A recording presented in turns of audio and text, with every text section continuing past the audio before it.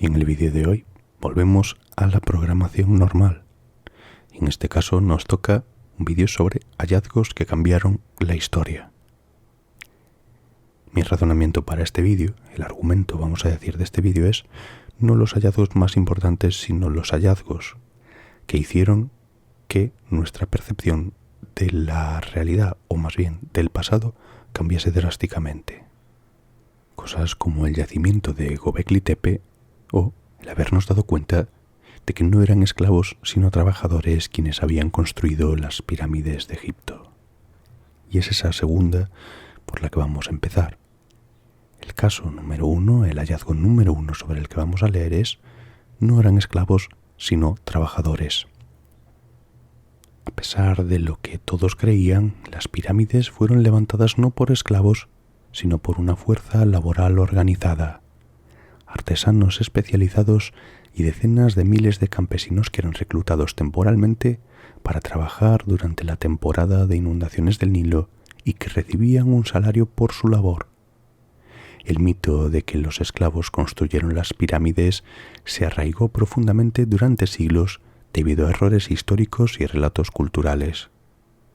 Por ejemplo, el historiador griego Heródoto visitó Egipto en el siglo V a.C., unos 2000 años después de que construyeran las grandes pirámides. En sus escritos, Heródoto afirmó que el faraón Keops había obligado a toda la población a trabajar para él como esclava, movilizando turnos de 100.000 hombres. Durante siglos, Occidente tomó este relato como una verdad histórica. Además, la narrativa popular asimiló erróneamente el libro bíblico del Éxodo, que narra la opresión y esclavitud del pueblo hebreo en Egipto. Aunque el texto bíblico menciona que los israelitas fueron forzados a fabricar ladrillos para construir ciudades, en ningún momento se menciona a las pirámides. Por último, cuando los primeros arqueólogos y viajeros europeos modernos redescubrieron las colosales dimensiones de las pirámides en el siglo XIX, asumieron que una obra de tal magnitud solo se podía lograr mediante la fuerza bruta, la tiranía extrema y millones de trabajadores descartables. No concebían que una sociedad antigua tuviera la capacidad logística y administrativa para organizar tal esfuerzo de forma regulada. Toda esta mentira se descubrió principalmente a partir de 1990 gracias a las excavaciones del arqueólogo Mark Lehner y el equipo de Zahi Hawass. Encontraron las tumbas de los obreros y los restos de sus poblados al pie de las pirámides de Giza. Este hallazgo histórico destrozó el viejo mito de los esclavos encadenados. Estos trabajadores tenían un estatus social. Fueron enterrados con honores cerca de las tumbas de sus faraones, un privilegio impensable para esclavos. Para los antiguos egipcios, el lugar y la forma del entierro determinaban directamente el viaje de su alma hacia el más allá. Estar físicamente cerca del faraón se consideraba un honor sagrado reservado solo para las personas respetadas por la sociedad. Las tumbas de los obreros se construyeron a la sombra de las propias pirámides. Los cuerpos estaban orientados hacia el oeste, la tierra de los muertos, y acompañados de vasijas con cerveza y pan para su viaje espiritual. Un esclavo o un prisionero de guerra jamás habría recibido el derecho a un entierro ritualizado, y mucho menos en el terreno sagrado de la necrópolis real. Y tenían una dieta y cuidados. Los esqueletos revelaron que consumían abundante carne de primera y que incluso recibían atención médica. Se hallaron esqueletos con fracturas óseas perfectamente soldadas y piernas amputadas con precisión quirúrgica que sobrevivieron años tras la operación. Los análisis de los huesos demostraron una dieta masiva en proteínas, basada en carne de ternera, oveja y cabra de alta calidad, traídas desde granjas del delta del Nilo. Los arqueólogos excavaron cocinas industriales y panaderías capaces de alimentar a miles de personas diariamente con carne y pan fresco. El desgaste en las columnas vertebrales confirmó el durísimo esfuerzo físico, pero este se compensaba con un sistema de salud público financiado por el propio faraón. Un despliegue de recursos médicos y alimentarios de tal magnitud habría sido completamente ilógico e inviable para una mano de obra esclava o desechable. Y por último, la evidencia de los papiros.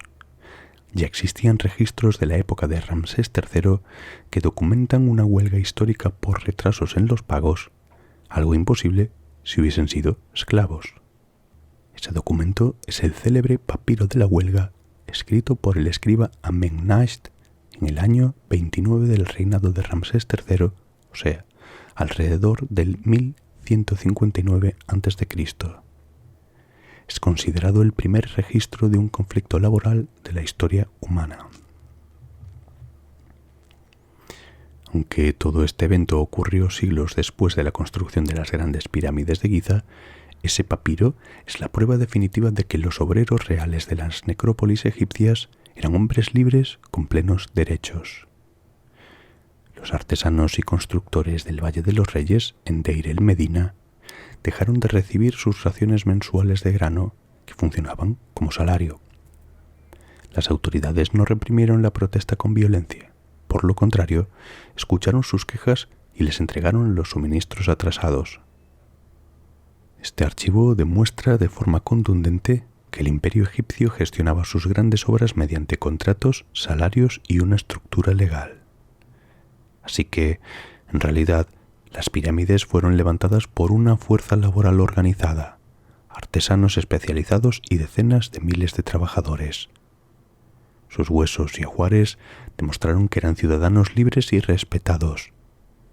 Este descubrimiento demostró que la construcción de las pirámides era vista como un acto de orgullo nacional y devoción religiosa por parte de los ciudadanos comunes.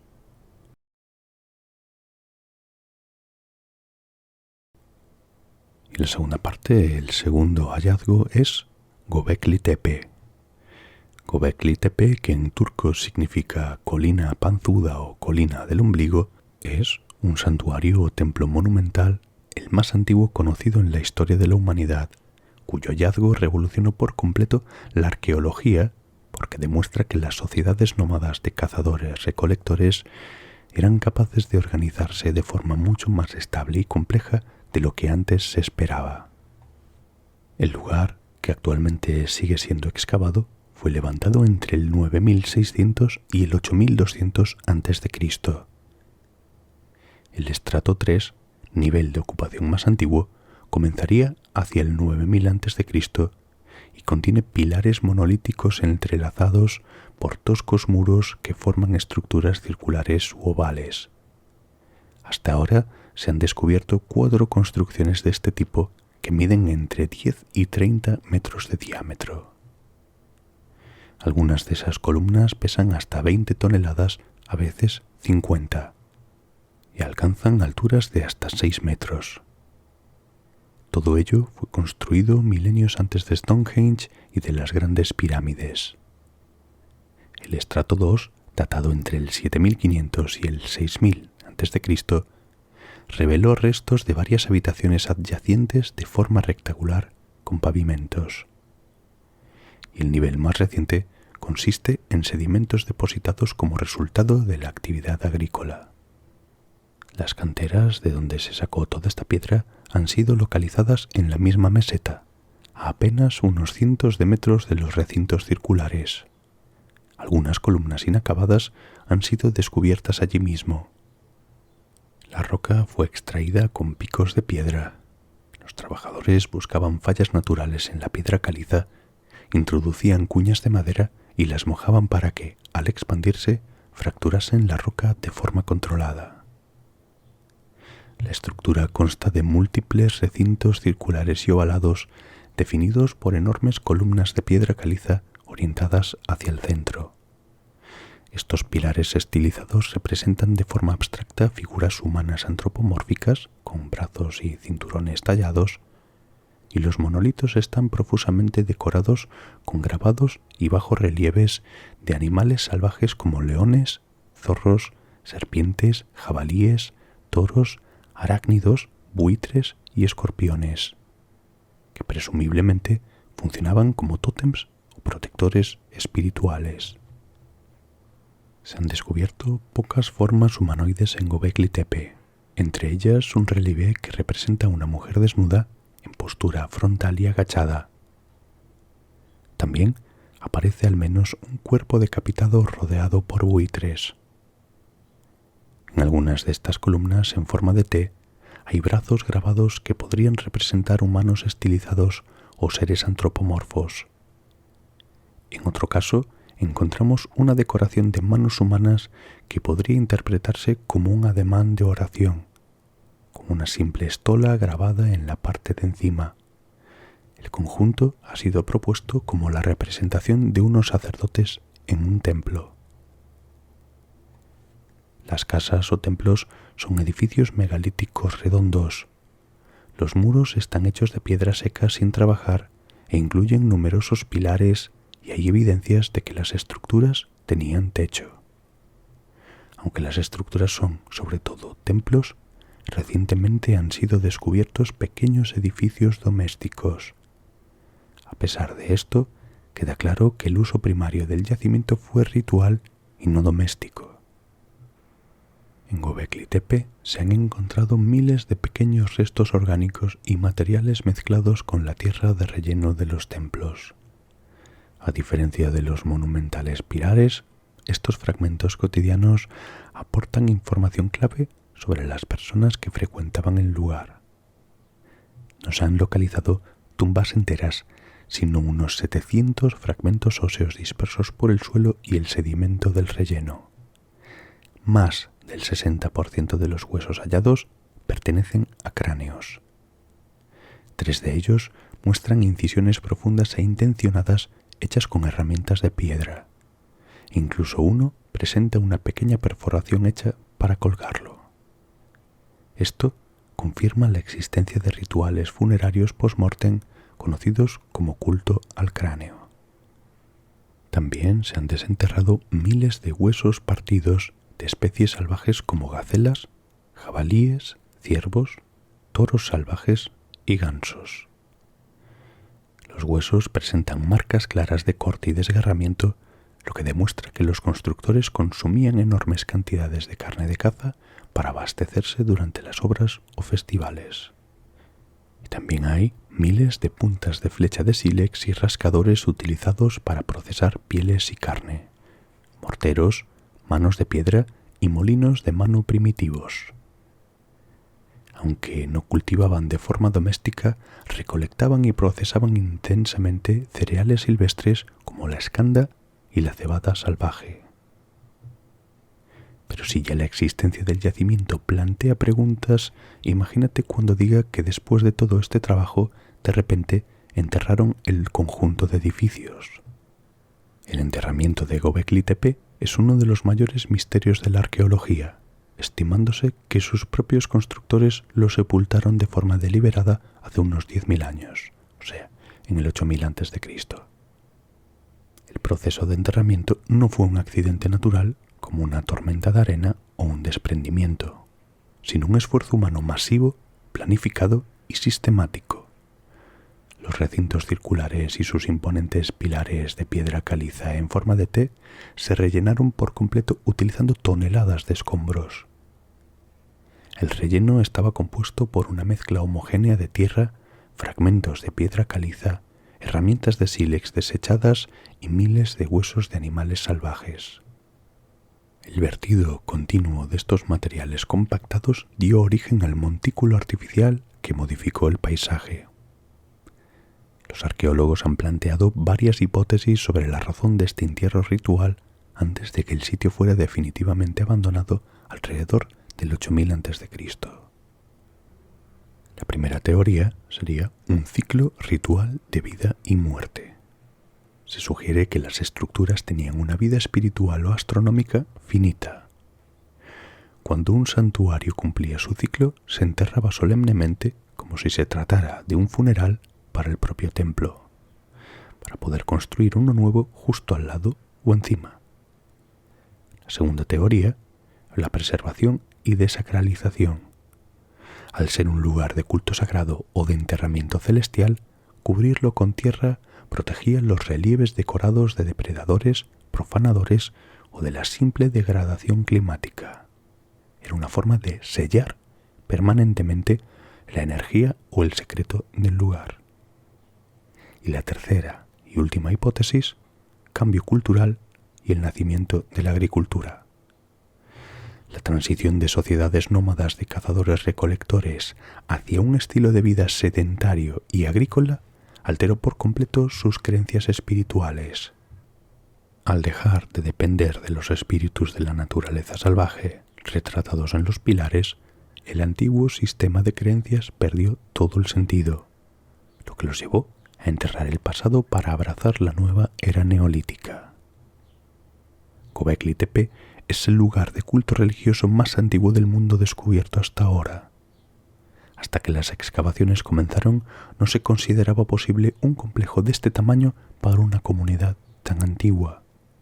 Anteriormente, se pensaba que la agricultura obligó a los humanos a asentarse y que la vida urbana dio pie a la religión institucionalizada. Göbekli Tepe quizá sugiere lo contrario. Fue el deseo de reunirse para fines rituales o espirituales lo que impulsó la necesidad de domesticar plantas y animales para alimentar a todos estos grupos de personas.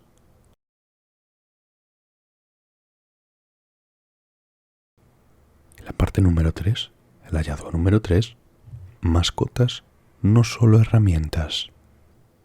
La primera y más sólida prueba arqueológica de que los humanos tenían animales por afecto y compañía, como mascotas, y no solo como herramientas de trabajo o alimento, es el entierro conjunto de un cachorro de perro enfermo junto a una pareja humana en el yacimiento de Bonn Oberkassel, en Alemania, datado en unos 14.000 años de antigüedad.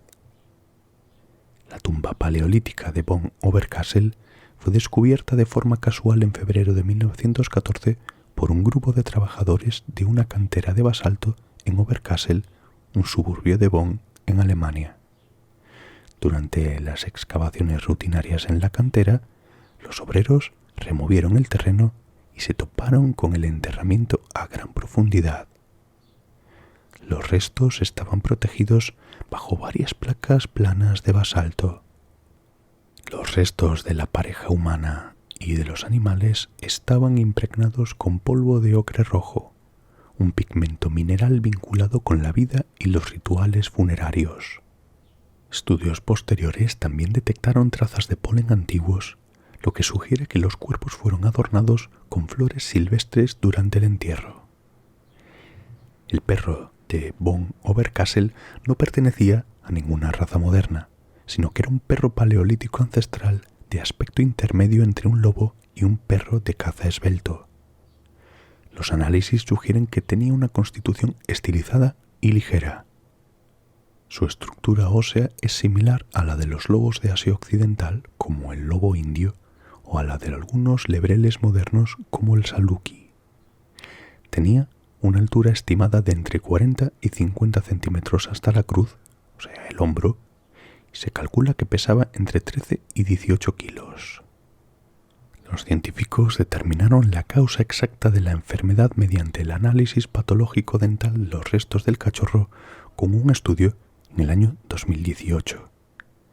La clave del diagnóstico fue el hallazgo de líneas severas de hipoplasia del esmalte en los dientes del animal. Esto funciona de forma idéntica a los anillos de crecimiento de los árboles.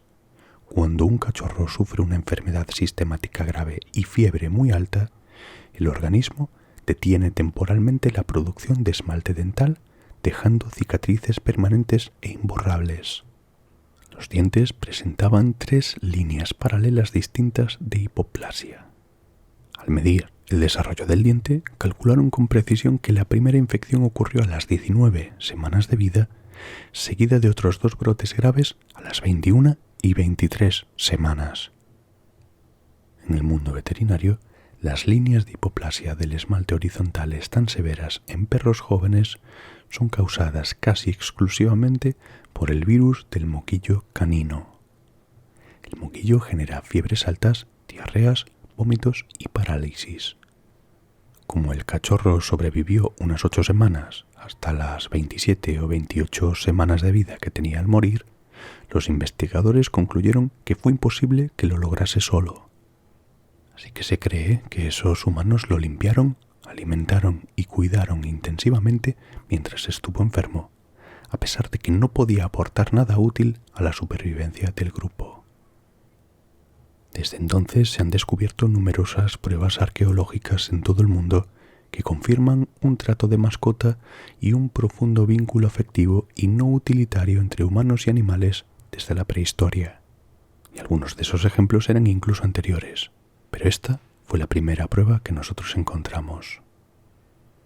Esto demostró científicamente que los humanos de la era de hielo invirtieron semanas de intenso esfuerzo, recursos y cuidados constantes para mantener con vida a un cachorro muy enfermo que no aportaba utilidad práctica ni beneficio para la supervivencia de la tribu.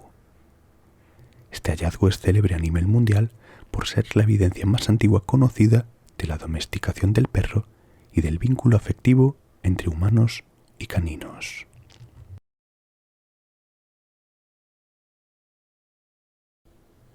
Y el hallazgo número 4. L'Anse aux Medocs. No sé si lo estoy pronunciando bien porque creo que está mezclando dos idiomas, que son francés e inglés, no tengo muy claro, pero este es el cuarto. L'Anse aux Medocs es un sitio arqueológico situado en la punta septentrional de la isla de Terranova, en la provincia canadiense de Terranova y Labrador, correspondiente a un asentamiento nórdico de hace aproximadamente 1000 años.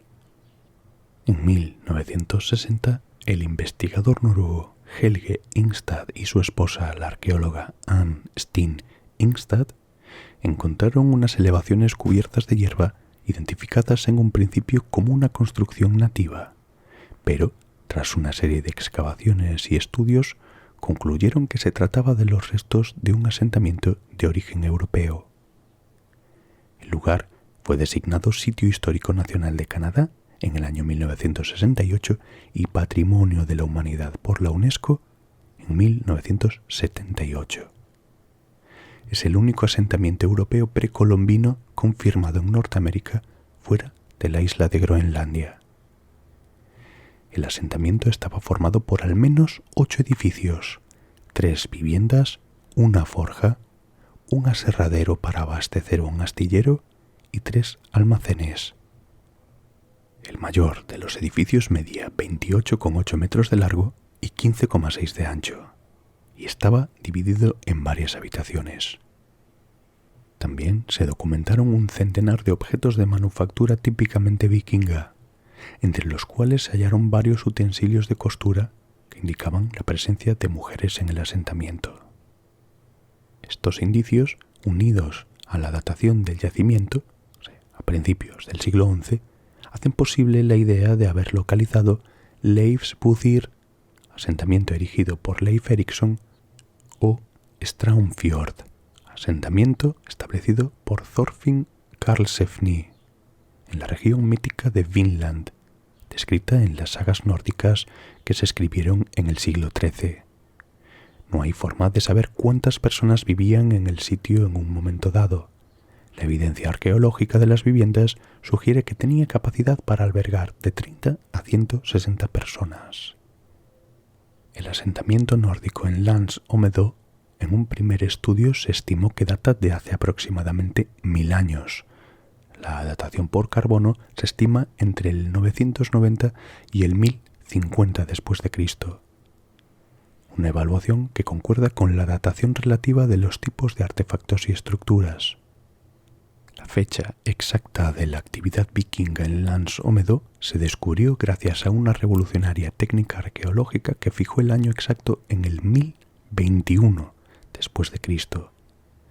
Este hallazgo, publicado en la revista científica Nature en el 2021, combinó el análisis de los anillos de crecimiento de los árboles con los efectos de una tormenta solar masiva ocurrida en el año 993 después de Cristo. La Tierra sufrió entonces una tormenta solar masiva, un evento de rayos cósmicos de proporciones extraordinarias. Este fenómeno inyectó una enorme cantidad de carbono 14 en la atmósfera global.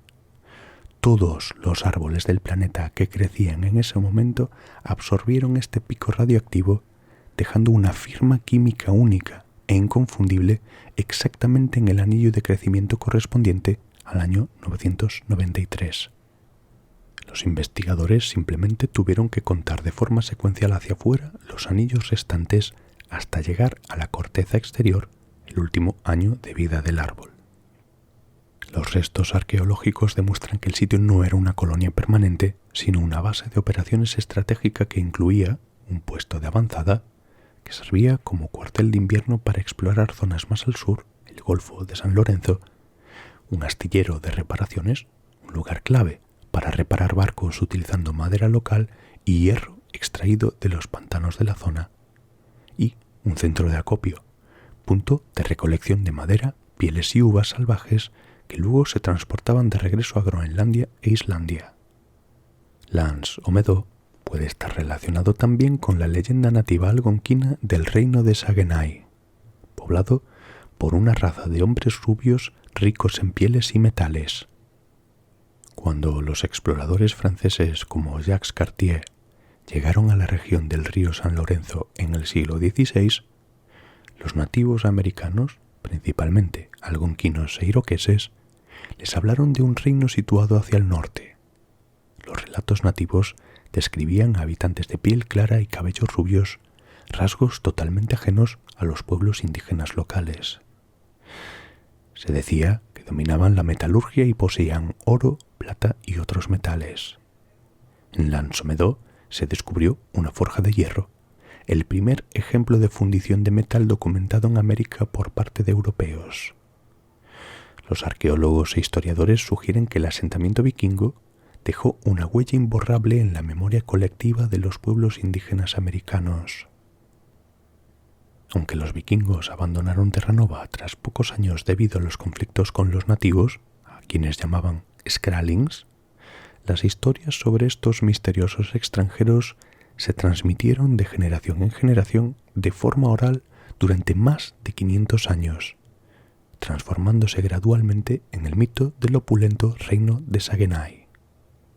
Lance o Meadow es de vital importancia para la historia de América porque es el único asentamiento vikingo confirmado en América del Norte y la prueba arqueológica definitiva de que los europeos llegaron al continente americano 500 años antes que Cristóbal Colón.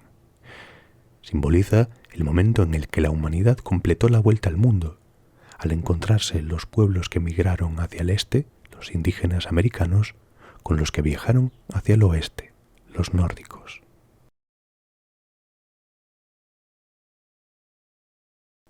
Y el hallazgo número 5, la batata o los polinesios en América.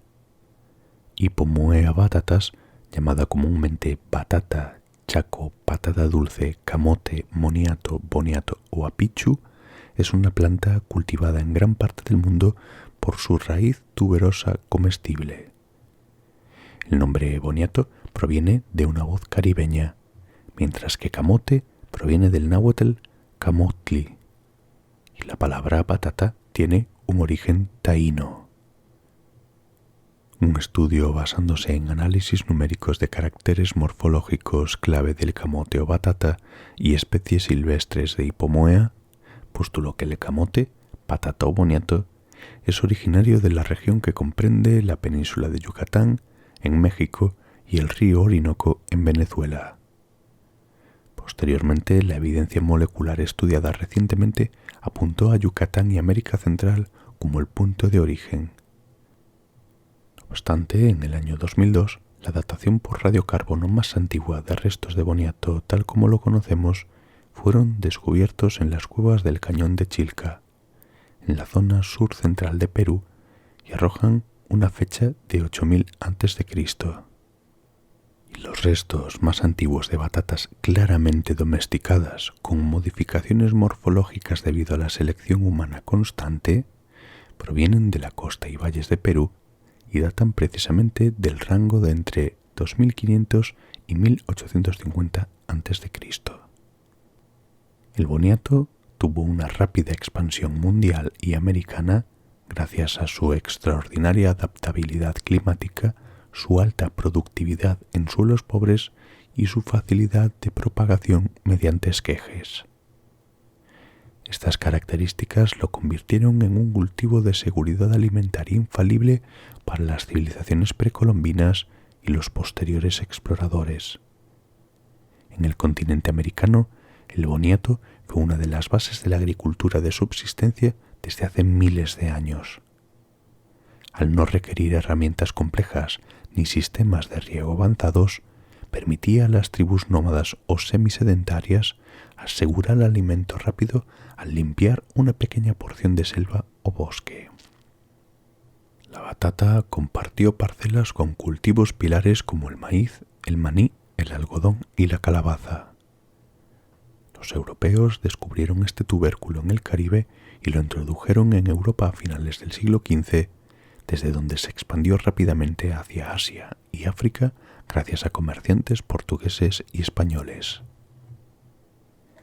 El antropólogo estadounidense Roland B. Dixon fue el primero en formular y defender formalmente, a comienzos de la década de 1932, la inmensa importancia histórica del boniato en la Polinesia. Él planteó que su presencia demostraba un contacto transoceánico precolombino entre los navegantes polinesios y los pueblos indígenas de Sudamérica.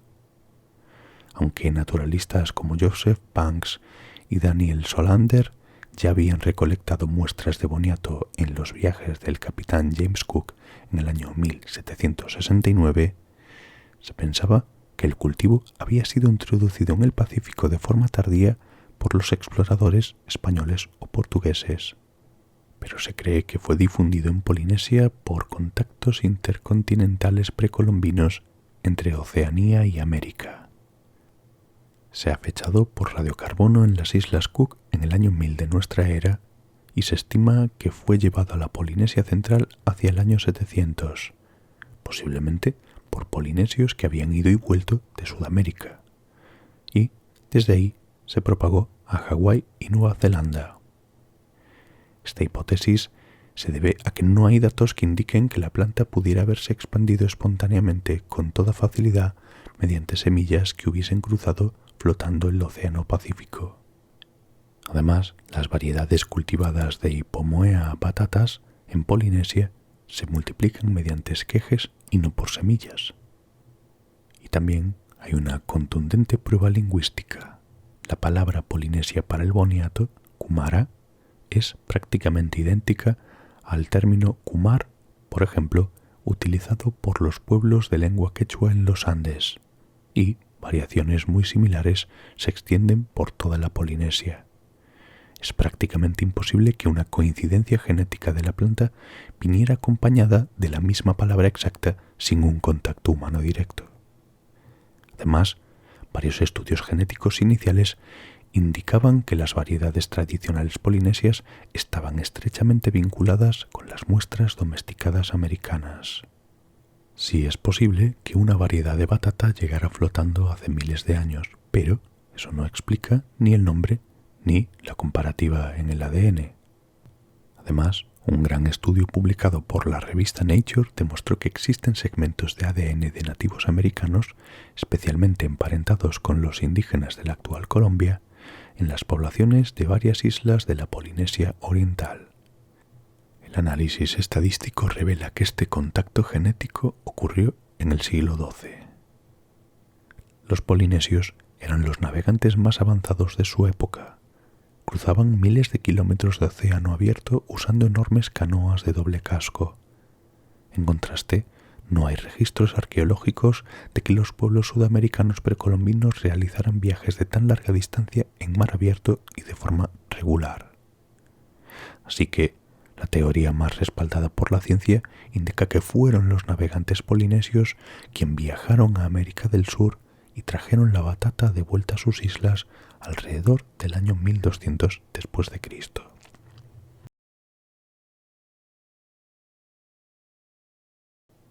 Y el hallazgo número 6, los dinosaurios con plumas.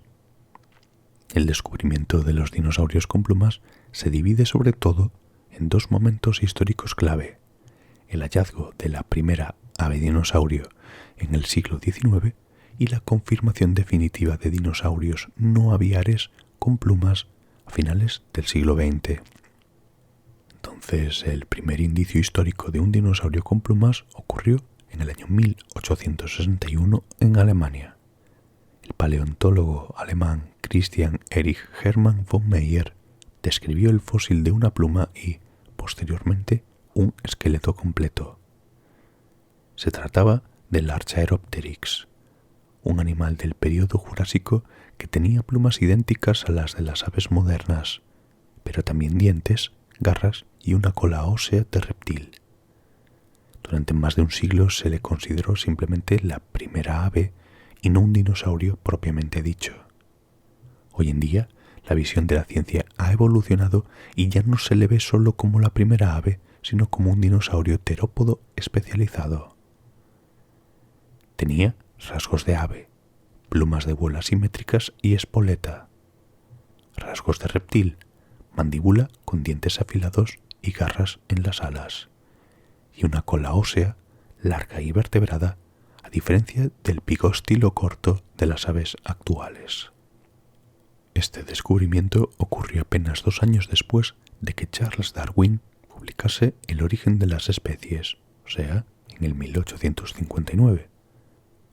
Por este motivo, el Archaeopteryx se convirtió de inmediato en el ejemplo perfecto de fósil transicional.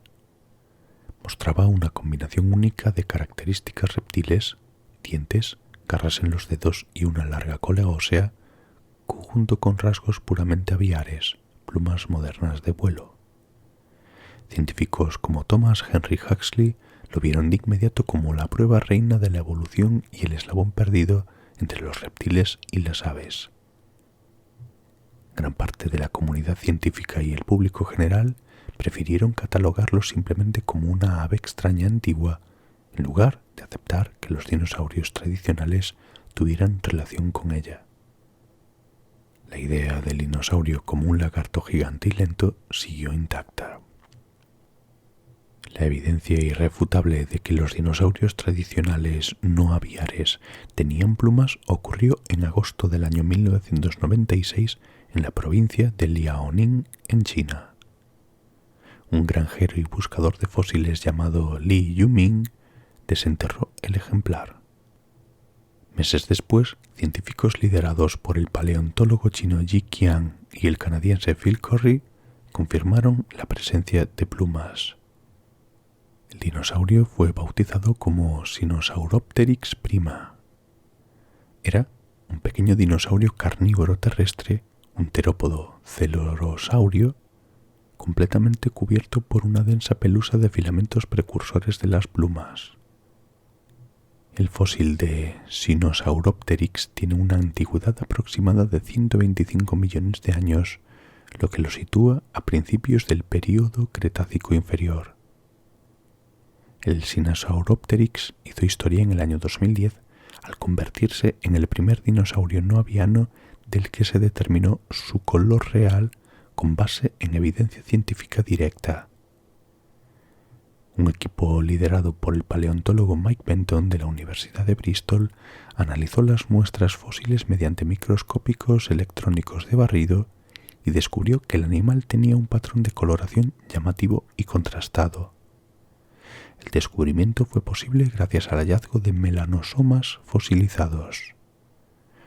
Y los melanosomas son órganos celulares microscópicos que contienen melanina, el pigmento responsable de dar color a la piel, el pelo y las plumas. Tenía un cuerpo rojizo o pelirrojo. Su lomo, cuello y cabeza estaban cubiertos por un plumaje denso de color marrón rojizo, castaño o jengibre. Tenía una cola rayada. Su larga cola presentaba un patrón alternado de anillos muy marcado, con bandas naranjas o castañas y blancas. Y una especie de máscara de mapache. En la cabeza tenía una franja oscura que cruzaba sus ojos, un rasgo de camuflaje muy similar al de los mapaches actuales. Por último, la contrailuminación, el vientre claro. La parte inferior de su cuerpo y vientre era de color claro o blanco. Este es un mecanismo evolutivo clásico de camuflaje en espacios abiertos, que contrarresta las sombras del propio cuerpo para pasar desapercibido ante depredadores. Antes del descubrimiento de las plumas fósiles, la comunidad científica y el público general creían que los dinosaurios eran reptiles gigantes de sangre fría, lentos, torpes y cubiertos enteramente de piel escamosa similar a la de los lagartos o cocodrilos actuales. A partir del hallazgo del Sinosauropteryx en 1996, la paleontología cambió para siempre. En los años siguientes se descubrieron decenas de especies perfectamente preservadas en China y Mongolia, como el Microraptor o el Caudipteryx, demostrando de forma definitiva que las aves actuales son, en realidad, dinosaurios supervivientes.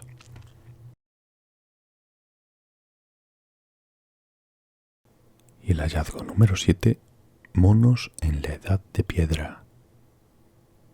Diversas especies de primates actuales han entrado en su propia edad de piedra particular al desarrollar de forma independiente la capacidad de utilizar y acumular herramientas de roca para poder alimentarse. Este fenómeno no significa que se estén transformando en humanos, sino que demuestra que el uso de tecnología lítica no es un rasgo exclusivo de nuestros antepasados homínidos. Los primates en la edad de piedra actualmente serían los monos capuchinos en lugares como el Parque Nacional de Coiba en Panamá y en el nordeste de Brasil. Estos primates usan piedras pesadas como martillos y superficies planas como yunques. Las emplean para romper nueces, frutos duros y caparazones de mariscos. También los chimpancés. En África Occidental, poblaciones de chimpancés seleccionan rocas específicas según el tipo de semilla que quieren abrir. Investigaciones arqueológicas revelan que llevan repitiendo esta práctica desde hace más de 4.000 años. Y por último, los macacos de cola larga. En las costas de Tailandia y Myanmar, estos monos utilizan fragmentos de roca para desprender y romper ostras, caracoles marinos y cangrejos pegados a los acantilados. Los arqueólogos han excavado antiguos talleres de capuchinos en Brasil. Los restos demuestran que estos animales han cambiado el tamaño de sus herramientas líticas a lo largo de 3.000 años para adaptarse a alimentos de diferentes durezas. El comportamiento no es instintivo. Las crías aprenden a elegir y golpear las piedras observando pacientemente a los adultos de su grupo social. Este proceso de aprendizaje directo es lo que los científicos denominan transmisión cultural, un rasgo que antes se creía exclusivo de los humanos. Este hallazgo provocó una crisis metodológica en la arqueología tradicional. En el año 2022, un grupo de científicos sugirió que ciertos yacimientos en Brasil de unos 50.000 años de antigüedad, atribuidos originalmente a los primeros humanos en América, fueron creados en realidad por monos capuchinos al golpear rocas de cuarzo. Esto obliga a revisar críticamente las fechas del poblamiento humano del continente americano. Por lo tanto, aunque popularmente se dice que han entrado en la Edad de Piedra, la ciencia lo define de forma más prudente como un uso conductual avanzado de herramientas percusivas. El uso de herramientas de piedra no garantiza que vayan a evolucionar hasta convertirse en humanos, pero sí redefine por completo sus posibilidades de supervivencia. El descubrimiento de primates no humanos, utilizando y modificando herramientas de piedra de forma sistemática, se considera un hito histórico de antes y después en campos como la antropología, la arqueología y la evolución. Este hallazgo, consolidado a través de la disciplina conocida como arqueología de primates, ha transformado radicalmente nuestra noción de exclusividad tecnológica y ha obligado a reescribir la frontera entre el ser humano y el resto del reino animal.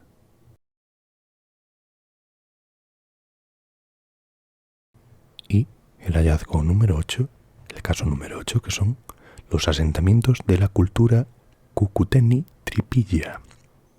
La cultura Cucuteni-Tripilla, que existió en los actuales países del sureste europeo de Moldavia, Rumanía y sobre todo Ucrania, durante el Neolítico y la Edad del Cobre, aproximadamente entre el 5500 y el 2750 a.C., dejó tras de sí miles de ruinas de asentamientos que contienen una gran cantidad de artefactos arqueológicos que dan testimonio a sus características culturales y tecnológicas. Este redescubrimiento empezó en el 1890, cuando el arqueólogo Witenki Kwoika descubrió los primeros restos de la cultura en el pueblo de Tripilla, pero asumió que eran aldeas agrícolas comunes de la antigüedad. Los megasitios de la cultura Cucuteni-Tripilla fueron redescubiertos a mediados de la década de 1960 gracias al análisis de fotografías aéreas militares realizadas en la entonces Ucrania soviética. El hallazgo inicial no ocurrió mediante excavaciones tradicionales, sino a través de la detección de patrones geométricos invisibles desde el suelo. Los megasitios de Tripilla son un hito histórico fundamental porque desafían las teorías tradicionales sobre el origen de las ciudades y la civilización. Durante décadas, la arqueología sostuvo que para que miles de personas vivieran juntas en un mismo lugar, eran obligatorios un rey, un ejército, leyes estrictas y la división de la sociedad en clases. Estos asentamientos demostraron que otra historia fue posible.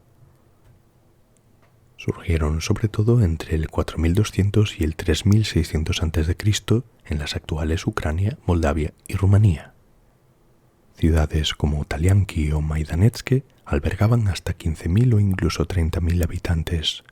Esto las convierte en los asentamientos más grandes del planeta durante la Edad del Cobre, siendo anteriores o contemporáneas a las primeras ciudades de Mesopotamia como Uruk, pero con un modelo de desarrollo completamente distinto. Ese es el punto central que fascina a los historiadores. Mientras que Uruk y la Mesopotamia del cuarto milenio antes de Cristo apostaron por la centralización, el control y la jerarquía, los megasitios de Tripilla demostraron que la concentración masiva de población no requiere necesariamente de un rey o de un aparato estatal para tener éxito. En Mesopotamia, la ciudad se organizaba alrededor de un núcleo monumental. Los templos y palacios dominaban el paisaje, simbolizando el control político y religioso de una élite burocrática sobre el resto de la población. Y en Tripilla, el centro de la ciudad era un inmenso espacio vacío y circular de uso común. Las decisiones no emanaban de un palacio central, sino de más de un centenar de estructuras públicas de escala vecinal distribuidas de forma equitativa por los anillos residenciales. En Mesopotamia, la sociedad estaba rígidamente estratificada. Había reyes, sacerdotes, escribas, artesanos, campesinos y esclavos. El registro arqueológico muestra tumbas con riquezas inmensas junto a entierros extremadamente pobres. Y en Tripilla, el modelo se basaba en la nivelación social. El tamaño de las viviendas, el acceso a la sofisticada cerámica pintada y la cantidad de herramientas de cobre eran básicamente uniformes. No hay rastros de acumulación individual de riqueza. En Mesopotamia, las ciudades crecían de forma orgánica y densa alrededor de sus centros de poder, conectadas por calles estrechas y laberínticas, a menudo rodeadas por imponentes murallas defensivas para repeler ataques de ciudades rivales. Y en Tripilla, el diseño era estrictamente planificado en anillos concéntricos u ovalados. No había murallas defensivas, lo que sugiere un entorno regional de paz y cooperación. Y además, las viviendas mantenían una distancia regular entre sí para facilitar pequeños huertos o corrales internos. Mesopotamia apostó por la permanencia absoluta. Las ciudades dependían de redes de canales de irrigación masivos y permanentes, lo que a largo plazo provocó la salinización de la tierra y crisis agrícolas ecológicas. En Tripilla, sin embargo, su modelo asumía la finitud de los recursos locales. Entendían que un asentamiento de miles de personas agotaría la leña y el suelo tras unas pocas generaciones, por lo que integraban en su cultura la mudanza planificada y el abandono total del sitio cada 60 u 80 años. La desaparición de los grandes asentamientos o megasitios de la cultura Cucuteni Tripilla, ocurrida entre el 3200 y el 2700 a.C., no se debió a un único evento catastrófico, sino a una combinación de colapso ecológico, tensiones sociales internas y asimilación cultural gradual. Al tratarse de una sociedad prehistórica sin registros escritos, la comunidad científica plantea 3 factores principales. El primero, el colapso ecológico y cambio climático. Alrededor del 3200 a.C., la región sufrió un cambio climático drástico que provocó condiciones climáticas severas de sequía. La agricultura intensiva necesaria para alimentar a todas estas personas en un solo megasitio terminó por desgastar y erosionar los nutrientes de aquella tierra. La segunda, las tensiones y la fragmentación social. Investigaciones recientes sugieren que los megasitios colapsaron desde dentro. Al ser una cultura tradicionalmente igualitaria y sin un gobierno centralizado o leyes rígidas, el aumento masivo de la población erosionó la cohesión comunitaria. Al aparecer las primeras disputas por recursos y modelos de decisión jerárquicos, las comunidades optaron por fragmentarse políticamente y separarse de forma voluntaria en grupos más pequeños y autónomos. Y tercera y última teoría, el contacto, migración o asimilación con pueblos de las estepas. Debido a la aridez del clima, muchos habitantes abandonaron la agricultura y adoptaron el pastoreo nómada, un estilo de vida mucho mejor adaptado a la escasez de agua. Los análisis genéticos modernos confirman que no hubo una invasión militar violenta o masiva. En su lugar, se dio un proceso de asimilación gradual y pacífica donde los Cucuteni tripillanos se mezclaron genéticamente y adoptaron las costumbres de los pueblos pastores de las estepas euroasiáticas. La relevancia histórica de los megasitios de la cultura Cucuteni Tripilla radica en que desafían las teorías tradicionales sobre el origen de las ciudades y la civilización. Estos asentamientos demostraron que la humanidad pudo agruparse en masas críticas antes o al mismo tiempo que en Mesopotamia, pero bajo un modelo social radicalmente opuesto al del resto del mundo antiguo.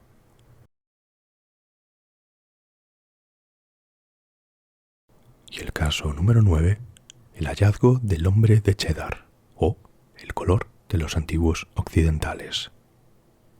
El hombre de Cheddar es un fósil humano masculino encontrado en el año 1903 en Somerset, Inglaterra. Los restos datan del Mesolítico, o sea, alrededor de 10.000 años antes del presente, y es el esqueleto completo de Homo sapiens más antiguo hallado en Gran Bretaña. El esqueleto del hombre de Cheddar fue encontrado por accidente por un grupo de obreros que cavaban una zanja de drenaje. El hallazgo ocurrió en la cueva de Gauge, un sitio prehistórico ubicado en la imponente garganta de Cheddar, en el condado de Somerset, en Inglaterra. La cueva de Gauge mantuvo una temperatura fría constante y niveles de humedad estables durante 10.000 años. Este ambiente aislado protegió los huesos de la degradación natural. Y a partir de unos pocos miligramos de polvo de ese hueso, en febrero del año 2018, lograron obtener un perfil genético completo. El análisis genético del hombre de Cheddar cambió drásticamente la historia al demostrar que los primeros habitantes modernos de Europa y Gran Bretaña tenían en realidad la piel oscura y los ojos azules. Este hallazgo, presentado por científicos del Museo de Historia Natural de Londres y la University College de Londres, rompió con el mito histórico de que las poblaciones europeas adquirieron la piel clara de forma inmediata al poblar el continente. Es el esqueleto humano completo más antiguo de Gran Bretaña, estimándose que migró de la Europa continental a las Islas Británicas al final de la última edad de hielo. genéticamente perteneció al grupo de cazadores-recolectores occidentales que entonces poblaban Europa Occidental, emparentado por ello con otros individuos mesolíticos descubiertos en España, Hungría o Luxemburgo, y cuyo análisis de ADN de los restos reveló que mostraban la misma curiosa combinación física de ojos claros y piel oscura.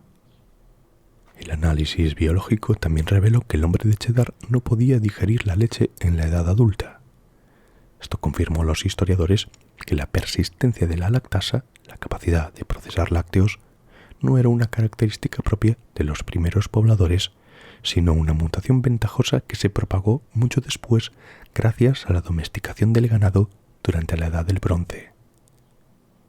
A pesar de la distancia temporal de 300 generaciones, los estudios de ADN mitocondrial arrojaron que aproximadamente el 10% de la población blanca autóctona británica actual comparte ancestros genéticos con la población mesolítica a la que pertenecía este individuo. De hecho, en un famoso experimento escolar se identificó a un profesor de historia local viviendo a pocos kilómetros de la cueva cuya genética materna coincidía de forma directa con la del fósil. Para la inmensa mayoría de la comunidad científica y el público general, el resultado fue una enorme sorpresa. Para los arqueogenetistas que ya trabajaban con muestras europeas de la misma época, el hombre de Cheddar no fue una anomalía aislada, sino la pieza que faltaba para consolidar un rompecabezas. Hallazgos previos en el continente europeo, como el hombre de Lochbourg en Luxemburgo o el fósil de La Braña en España, ya habían arrojado indicios de piel oscura y ojos claros. El caso del hombre de Cheddar confirmó de manera oficial que este fenotipo era la apariencia estándar de los cazadores-recolectores de Europa Occidental. Más allá de si su tono de piel exacto era marrón muy oscuro o no tan oscuro, toda la comunidad científica estuvo de acuerdo en un hecho indiscutible: no era ni blanco ni pálido, lo que invalidaba un siglo entero de ilustraciones y representaciones museísticas. Antes de este estudio, la creencia generalizada era que los humanos que llegaron a Europa hace 45.000 años desarrollaron rápidamente una piel clara para absorber mejor la luz solar y sintetizar vitamina D. El genoma del hombre de Cheddar probó que hace solo 10.000 años, durante el Mesolítico, los cazadores-recolectores europeos aún poseían marcadores genéticos de pigmentación oscura asociados al África subsahariana. La aclaración de la piel ocurrió miles de años después con la llegada de las migraciones agrícolas de Oriente Próximo.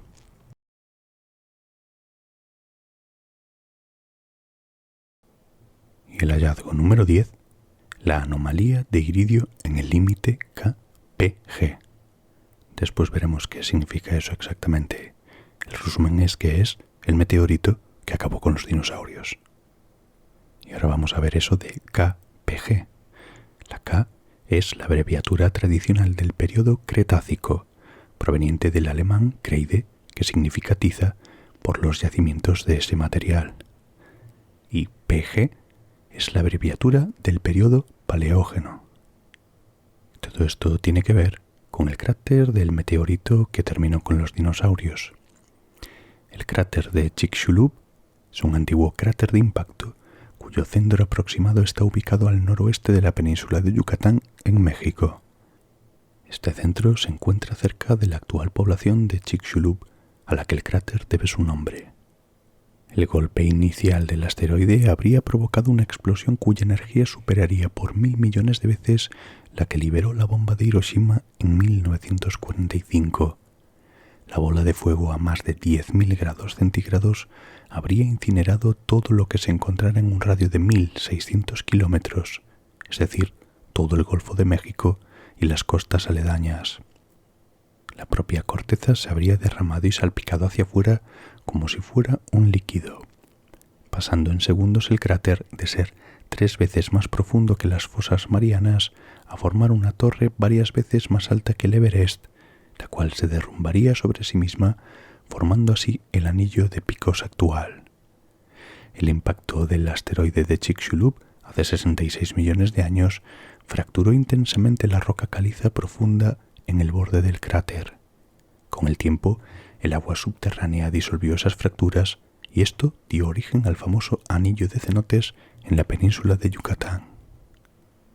El impacto habría causado algunos de los mayores megatsunamis de la historia de la Tierra, olas el doble de altas que el Empire State Building que se estrellarían en las costas de todo el mundo, siendo las más afectadas las del Golfo de México y las del Atlántico.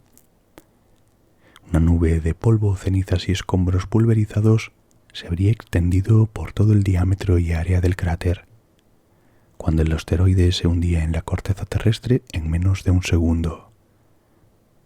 Vientos huracanados a más de 1500 km por hora saldrían desde la zona del impacto y habrían derribado todo a un radio de más de 3000 kilómetros. El material excavado junto con trozos del asteroide habrían sido eyectados a la atmósfera y al espacio por la explosión, algunos acabando en la Luna.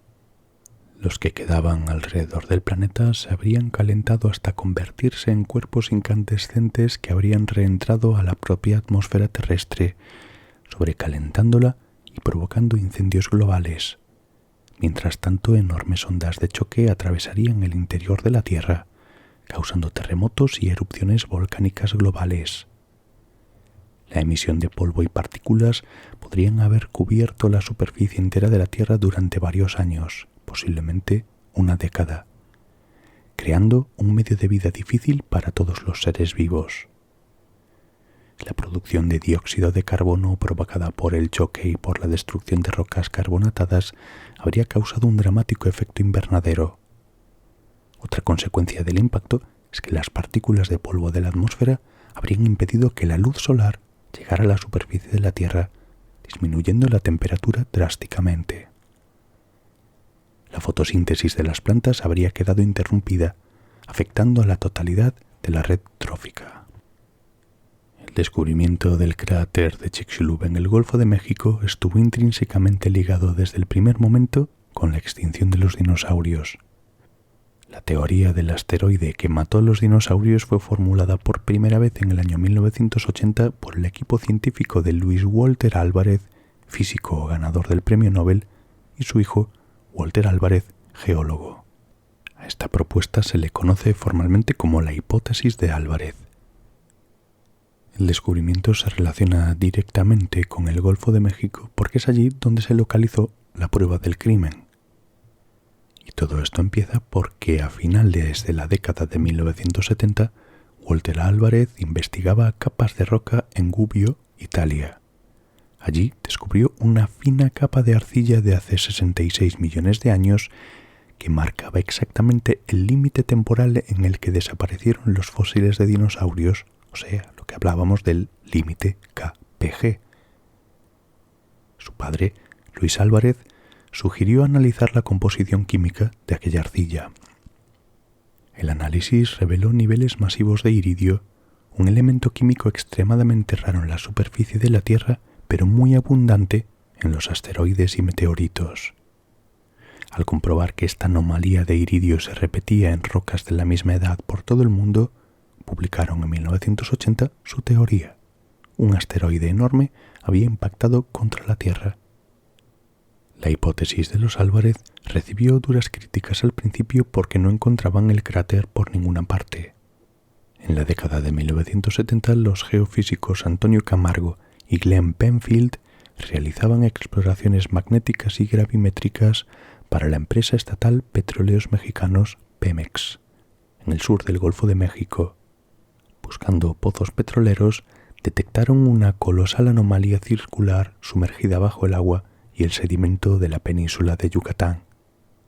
Esta estructura circular resultó ser un cráter de impacto de unos 180 kilómetros de diámetro. Y tiempo más tarde, cuando otros científicos analizaron las rocas de este sector del Golfo de México, determinaron que la antigüedad del cráter era exactamente de 66 millones de años y que contenía las firmas térmicas de un impacto brutal. Las fechas, el tamaño estimado del asteroide y la composición geológica encajaban a la perfección con lo que los Álvarez habían predicho.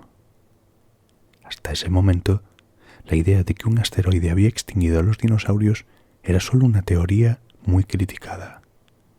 Encontrar el cráter transformó por completo nuestra comprensión de la historia de la Tierra y la evolución biológica.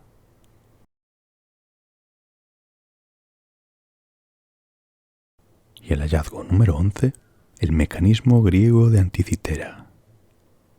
El mecanismo de Anticitera es una computadora analógica y mecánica de la antigüedad. Construido, se cree, por científicos griegos, el instrumento se data entre los años 150 y 100 a.C. El mecanismo de Anticitera fue descubierto a 45 metros bajo el agua cerca de Glifadia, en la isla griega de Anticitera. Los restos del antiguo naufragio se encontraron en abril de 1900 por parte de un grupo de buzos recolectores de esponjas. Estos recuperaron numerosos artefactos, incluyendo estatuas de bronce y mármol, alfarería, vidriería, joyería, monedas y el propio mecanismo. Todos esos hallazgos fueron enviados al Museo Arqueológico Nacional de Atenas para su análisis y almacenamiento. El mecanismo pasó inadvertido durante 2 años como un bulto de bronce corroído hasta que el equipo del museo empezó a unir las piezas más obvias del mecanismo. El descubrimiento de qué eran exactamente las piezas del mecanismo de Anticitera no ocurrió de la noche a la mañana. Fue una investigación detectivesca que tomó más de un siglo y combinó intuición arqueológica con tecnologías avanzadas de imagen. El enigma se resolvió gracias a la tomografía en 3D y los rayos X, herramientas que permitieron contar los dientes de los más de 30 engranajes de bronce atrapados dentro del lodo calcificado y traducir así los textos internos que funcionaban como las instrucciones de uso del aparato. Se cree que estaba alojado en una caja de madera cuyas dimensiones eran de 340 por 180 por 90 milímetros. El dispositivo es un complejo mecanismo de relojería compuesto de al menos 30 engranajes de bronce. Los restos fueron encontrados como 82 fragmentos separados, de los cuales solo 7 contenían inscripciones importantes o engranajes. El engranaje más grande mide aproximadamente 140 milímetros de diámetro y originalmente contaba con 223 dientes. Tenía una pequeña esfera en 3 dimensiones, mitad negra, mitad blanca, que giraba para mostrar la fase exacta de la Luna en cualquier día del año. La órbita de la Luna alrededor de la Tierra no es un círculo perfecto, sino una elipse, lo que hace que su velocidad varíe. El mecanismo de Anticitera recreaba esta sutil variación de velocidad con un ingenio alucinante. Utilizaba un sistema de perno y ranura en 2 engranajes ligeramente descentrados, logrando modelar el movimiento lunar real con exactitud matemática. El mecanismo de Anticitera era fundamentalmente una calculadora astronómica de alta precisión y un calendario social. No servía para navegar como se pensaba al principio, sino que se utilizaba para predecir fenómenos celestes y coordinar la vida civil y religiosa del mundo griego. Los griegos usaban calendarios lunisolares, y el mecanismo resolvía matemáticamente el desajuste entre los meses lunares y el año solar, indicando cuándo añadir un mes bisiesto. Los modelos más recientes indican que las esferas del panel frontal seguían los movimientos de los 5 planetas conocidos entonces: Mercurio, Venus, Marte, Júpiter y Saturno, mostrando cuándo retrocedían en el cielo. No se ha encontrado ninguna otra máquina física idéntica o de la misma complejidad que el mecanismo de Anticitera. Sigue siendo un objeto arqueológico único en el mundo. Es probable que el mecanismo de Anticitera no fuera el único, como muestran las referencias de Cicerón sobre estos mecanismos. Esto da soporte a la idea de que hubo una tradición en la antigua Grecia de tecnología mecánica compleja. En sus textos, Cicerón hace mención a 2 máquinas diseñadas y construidas por Arquímedes que los analistas contemporáneos consideran que eran mecanismos del tipo planetario, predictores de los movimientos de la Luna, el Sol, los principales planetas conocidos y también los eclipses. La expansión de esta tecnología se interrumpió en algún momento de la antigüedad y artefactos tecnológicos que se acercaran a la complejidad y habilidad de construcción de este instrumento no aparecieron nuevamente hasta unos 1500 años después, época en que se inició el desarrollo de relojes astronómicos en Europa. Este es uno de los descubrimientos más revolucionarios de la arqueología y la historia de la tecnología. El hallazgo del mecanismo de Anticitera obligó a los historiadores a reescribir por completo la historia de la tecnología. Transformó nuestra visión del pasado al demostrar que la evolución humana no siempre es una línea recta ascendente, sino que el conocimiento avanzado puede perderse durante siglos.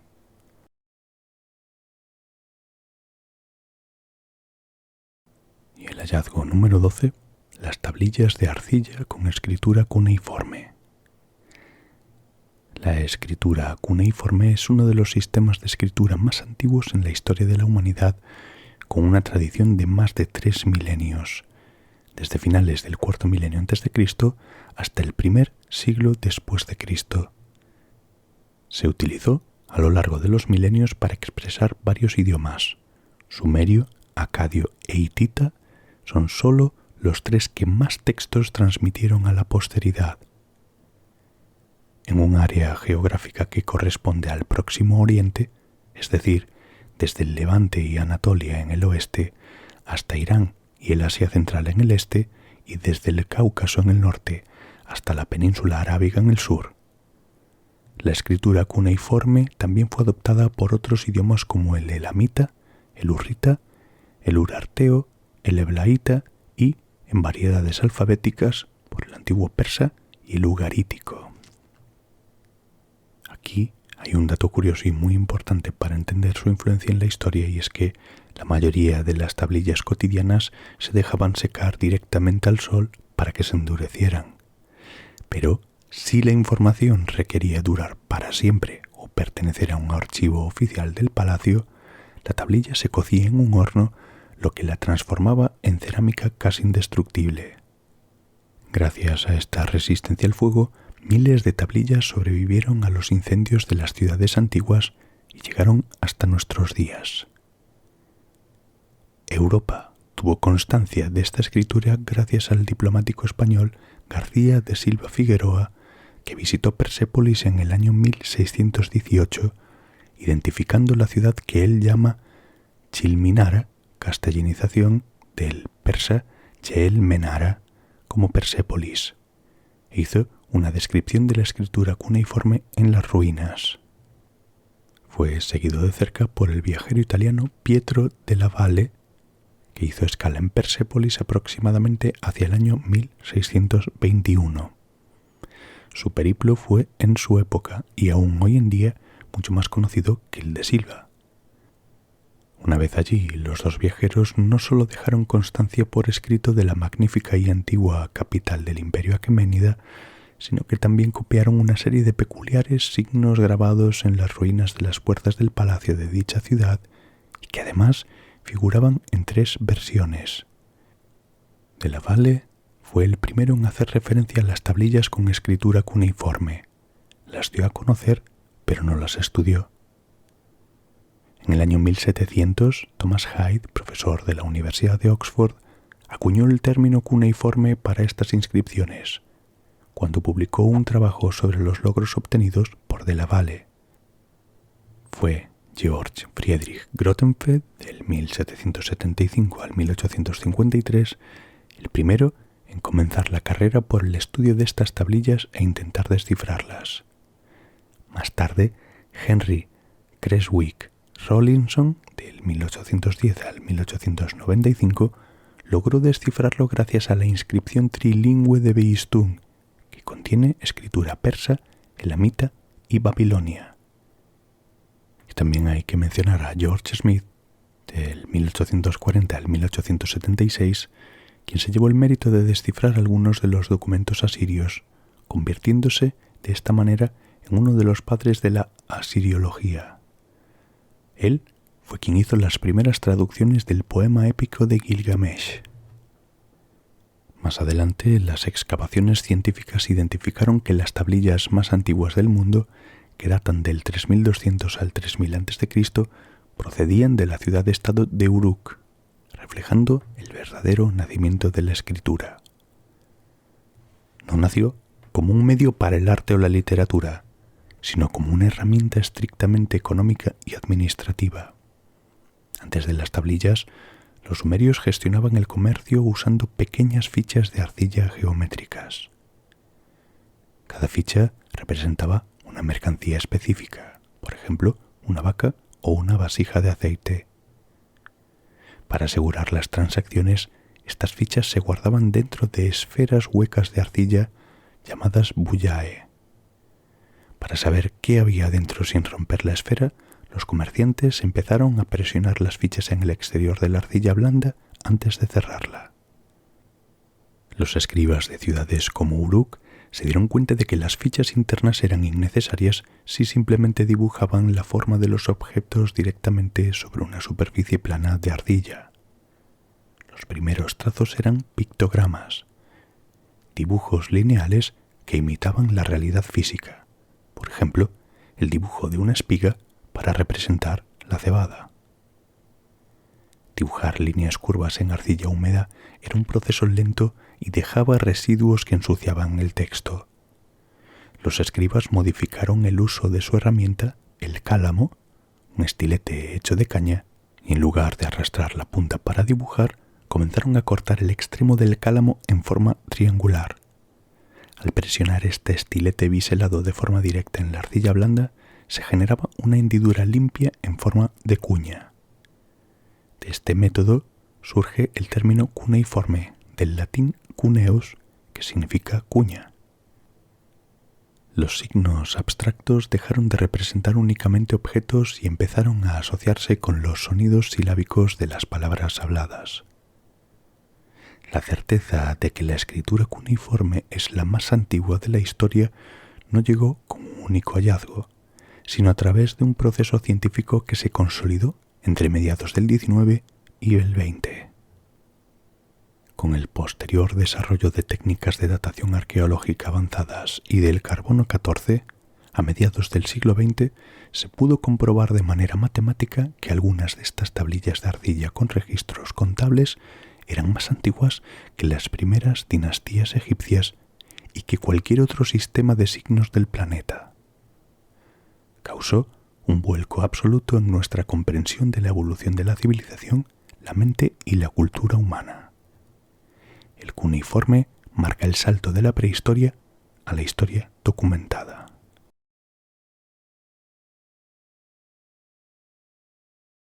Y el hallazgo número 13, la biota de Burgess Shale.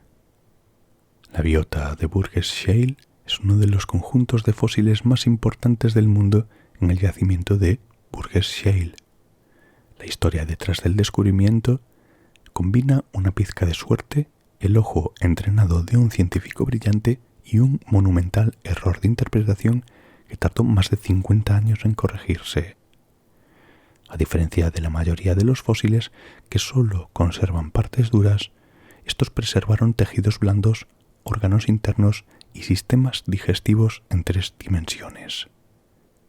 Fue descubierto en 1909 por el paleontólogo Charles Walcott en las montañas rocosas de Canadá, en el Parque Nacional Yoho, en la Columbia Británica.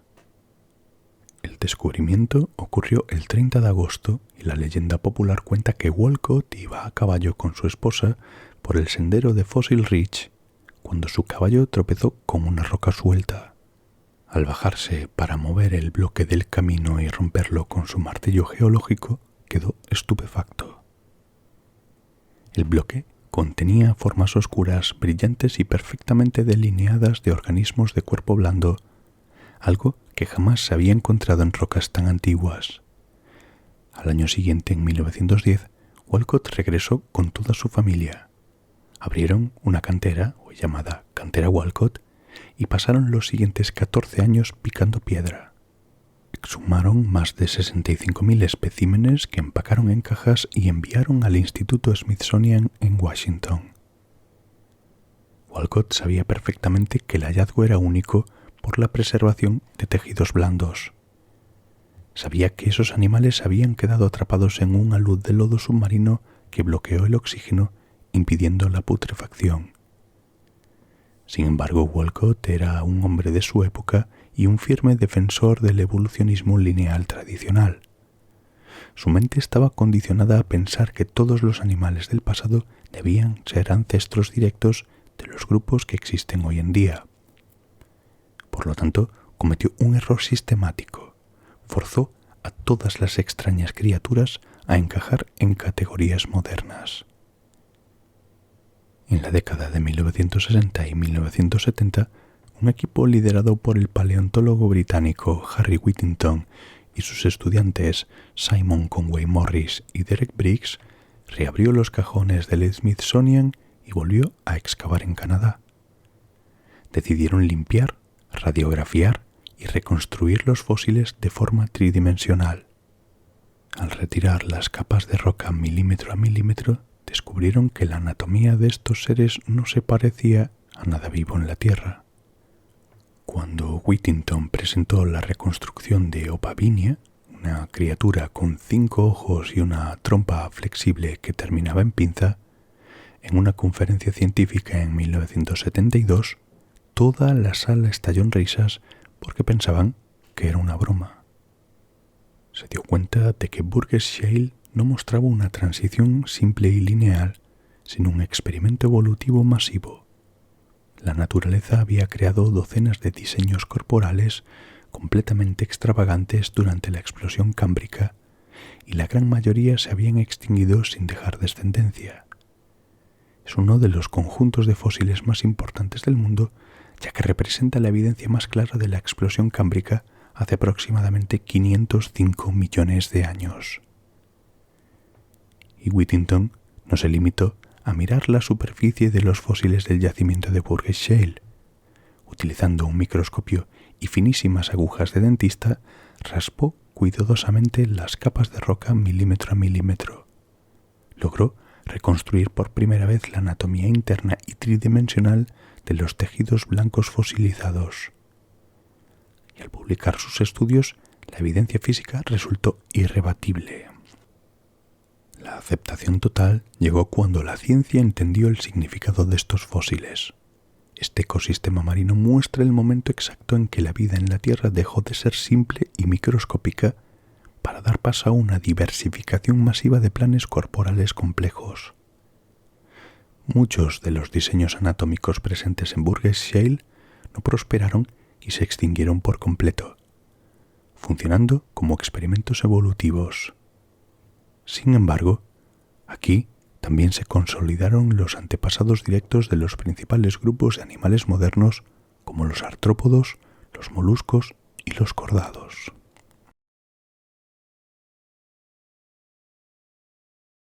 Y la última por hoy, la número 14, el hallazgo número 14 sería el ejército de terracota, que en realidad está enmarcado dentro de un mausoleo, pero la parte que está excavada y que nosotros podemos conocer es precisamente el ejército de terracota. Pero vamos a empezar un poco por el principio. El mausoleo de Qin Shi Huang es el gigantesco recinto funerario que alberga la tumba de Qin Shi Huang de noviembre o diciembre del 260 a.C. al 10 de septiembre del 210 a.C. Fue el primer emperador de la China unificada perteneciente a la dinastía Qing, así como unas 400 tumbas más y los conocidos guerreros de terracota de Xi'an, que él mismo mandó construir durante su mandato. El emperador dedicó cerca de 38 años a construir el mausoleo, el cual tiene 2,13 kilómetros cuadrados de superficie y, junto a otras 181 tumbas extendidas por la zona, cubre una superficie total de 60 kilómetros cuadrados. Se cree que para su edificación trabajaron más de 700.000 obreros. Fue edificado según el plan urbanístico de la ciudad de Xianyang, antigua capital de la dinastía Qing, dividida también en dos partes, interior y exterior, con forma de pirámide truncada con una base de 350 metros y una altura de 76 metros. Los guerreros de terracota son una colección de estatuas de terracota que representan las figuras de los guerreros y caballos del ejército de Qin Shi Huang. Se trata de un tipo de arte funerario enterrado en una formación de batalla compuesta por 3 fosas de entre 4 y 8 metros de profundidad, situadas a 1,5 kilómetros al este de la tumba del emperador y a unos 35 kilómetros al este de la ciudad de Xi'an, como parte del mausoleo. El ejército consta de más de 7.000 figuras de guerreros y caballos de terracota a tamaño real. Sorprende tanto el número de figuras como el detallismo de las mismas, y el hecho de que, a pesar de ser un esquema general común, son todas diferentes. Muchas de ellas portan armas reales y otros accesorios. Además de los más de 7.000 soldados, 130 carros y 670 caballos, los arqueólogos han descubierto figuras de músicos, acróbatas, funcionarios, concubinas y animales de terracota como grullas y patos salvajes. Las figuras son a tamaño natural, miden unos 1,80 metros de altura y están equipados con armaduras fabricadas también con terracota. Los uniformes reflejan también los rasgos militares a los que pertenecen. Fueron fabricadas en piezas separadas utilizando, por ejemplo, 10 moldes distintos para las cabezas, las cuales se perfilaban produciendo los detalles de cada una con arcilla para que cada rostro fuese distinto. Así, cada una de estas figuras tiene rasgos y características diferentes: bigotes, peinados, jóvenes o viejos y rasgos de etnias distintas. Luego de ensamblar las piezas, cada soldado se equipaba con un arma real: arcos, lanzas, espadas, etc. Finalmente, las figuras estaban adornadas con esmaltes y pinturas de diferentes colores. Pero esta pintura se aplicaba sobre una base de laca, que al desenterrarse las piezas se oxidaba y se desconchaba, perdiéndose con ella la pintura. El mausoleo permaneció olvidado y enterrado unos 2.000 años. Fue en febrero de 1974 cuando un grupo de agricultores locales que excavaba un pozo de agua cerca de la ciudad de Xi'an desenterró de manera accidental los primeros fragmentos de arcilla. Esto dio origen al hallazgo del ejército de terracota. El hallazgo de las estatuas permitió localizar y delimitar la verdadera escala de todo el complejo. Al comenzar las excavaciones arqueológicas oficiales, los expertos descubrieron que estas fosas de soldados eran solo una sección exterior defensiva. El ejército estaba diseñado específicamente para custodiar el majestuoso mausoleo de Qin Shi Huang, ubicado a 1,5 kilómetros de distancia. Y aquí hay que hacer un inciso, y es que pese a que se conoce la ubicación exacta de la cámara funeraria principal del emperador, esta permanece completamente sellada y sin excavar. A partir de 1976, varios investigadores propusieron explorar el palacio subterráneo, citando las siguientes razones principales. El mausoleo del primer emperador se encuentra en una zona sísmica, por lo que es necesario desenterrar las reliquias culturales subterráneas para su protección, para fomentar también el turismo y, por último, para prevenir el saqueo de tumbas. Aún así, el mausoleo de Qin Shi Huang permanece sin excavar por una combinación de limitaciones tecnológicas, riesgos químicos extremos, trampas defensivas históricas y estrictas políticas de preservación gubernamentales. Una vez que un sitio se altera, no se puede recuperar su estado original.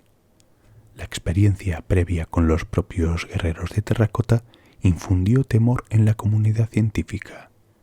Cuando las figuras de arcilla fueron desenterradas, la capa de pintura que las cubría se secó, se descascaró y se desvaneció al entrar en contacto con el aire seco de la superficie. El temor actual es que la exposición súbita al oxígeno, la luz y los cambios de humedad destruya pinturas, sedas, manuscritos y textiles únicos dentro del palacio subterráneo antes de que puedan ser estabilizados. Según las crónicas del antiguo historiador chino Sima Qian, en su obra Shiji, el emperador fue sepultado en una réplica a escala de su imperio donde se utilizó mercurio líquido para simular el fluido de los ríos y los mares. Durante siglos se consideró un mito, pero estudios geológicos publicados en 2020 confirmaron niveles de mercurio extraordinariamente altos en el suelo que rodea el túmulo funerario. Excavar la tumba liberaría masivamente vapores altamente tóxicos que pondrían en peligro tanto la salud de los científicos como el medio ambiente local. Los mismos registros históricos señalan que la tumba está protegida por mecanismos de defensa diseñados para acabar con los saqueadores. Se describe la instalación de ballestas automáticas y trampas mecánicas programadas para disparar flechas a cualquiera que intente cruzar los accesos. Si bien es probable que la madera u otros componentes orgánicos de estas trampas se hayan descompuesto tras más de 2200 años, el peligro latente y el desconocimiento del diseño estructural interno exigen una precaución extrema.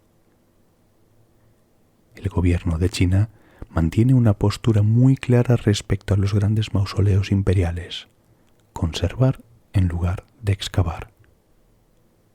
La normativa oficial estipula que los restos arqueológicos estables bajo tierra deben permanecer intactos, limitando las excavaciones profundas solo a casos de rescate, cuando el patrimonio corre peligro por obras públicas, minería o desastres naturales. La filosofía actual consiste en esperar a que las futuras generaciones desarrollen tecnologías no invasivas que permitan explorar y extraer información sin alterar físicamente el espacio. Este hallazgo demostró que la dinastía Qing, que solo duró del 221 al 206 a.C., fue capaz de crear una línea de producción masiva y estandarizada muchos siglos antes de la Revolución Industrial Europea. Las armas de bronce tenían piezas intercambiables y llevaban grabados los nombres de los supervisores, revelando un control de calidad y una burocracia extremadamente modernas. Análisis químicos recientes de ADN en restos óseos del sitio y el estilo realista de las esculturas sugieren la posibilidad de contactos e intercambios técnicos con Occidente, posiblemente influencias griegas tras las campañas de Alejandro Magno, mucho antes de la apertura oficial de la ruta de la seda. Históricamente, el hallazgo marcó el punto de inflexión donde el poder ya no necesitaba sacrificar físicamente a miles de sirvientes y soldados para el más allá. La sustitución de humanos por réplicas de arcilla a escala real representó un cambio filosófico y político crucial en el valor de la vida humana y la mano de obra. El descubrimiento del ejército de terracota no solo reescribió los libros de la historia antigua, sino que revolucionó la comprensión de la historia asiática y global. Y hasta aquí el vídeo de hoy, pero que nadie se preocupe porque este vídeo va a tener una segunda parte en la que ya estoy trabajando. Así que espero que os guste esta primera parte y también la segunda.